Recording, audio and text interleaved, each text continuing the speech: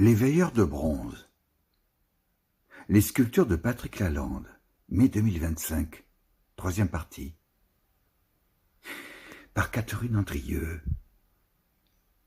Il y a des figures qui ne regardent pas, mais qui veillent. Des visages d'avant la parole, d'après le tumulte. Des masques d'outre-rêve fichés sur leurs hampes de bronze, comme des lances sans guerre, des spectres sans royaume, des témoins debout dans la mémoire du bois. Patrick Lalande installe ici non pas une scène, mais un axe. 3 faces d'abord, puis 3 corps, une lente procession qui va du silence au cri, du retrait à la matière mise à nu. Les visages ne demandent rien, ils consentent. Ils ne s'expriment pas, ils se tiennent.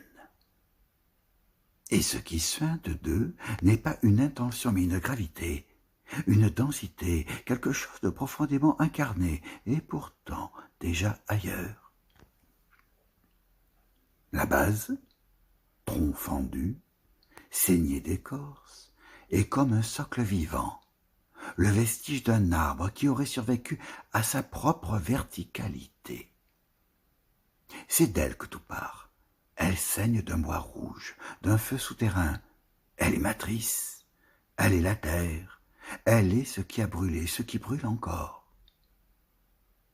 Et dans ce surgissement, le bronze vient, non pas pour dominer, mais pour s'élever, pour reprendre le chant interrompu du vivant.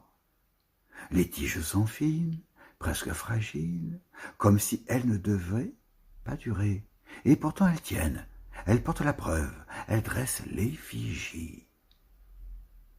D'une part, un long corps percé d'un regard fossile, verticalité du supplice ou de l'élévation.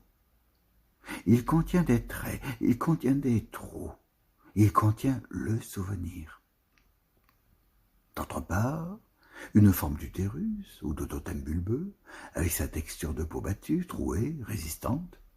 Entre les deux, encore le visage, toujours ce visage, comme un centre, un pivot, un cœur. Non pas l'humain, mais ce qui en reste quand il s'est défait de ses fonctions, de ses rôles, de ses parades. Le bronze ici n'est pas matière, il est résidu. Il est ce qui reste après le passage du temps, après les cris, les langues, les corps. Il est cette forme minimale et tremblée de la présence, un silence travaillé à la main. Patrick Lalande ne sculpte pas des figures, il sculpte leur impossibilité. Il travaille l'empreinte, l'ombre portée, le presque. Il offre au regard, non pas une œuvre à comprendre, mais un seuil à traverser. On pourrait dire que ces sculptures parlent de la tribu, du mythe, de l'homme archaïque, mais ce serait s'enferrer dans le décor. Ce qu'elles disent, c'est l'absence, l'imminence, le poids de ce qui n'a pas de nom et pourtant insiste à travers nous, ce qui se dresse encore malgré tout quand il n'y a plus rien à dire. Alors on se tait et l'on regarde comme on entrerait dans un temple sans maître.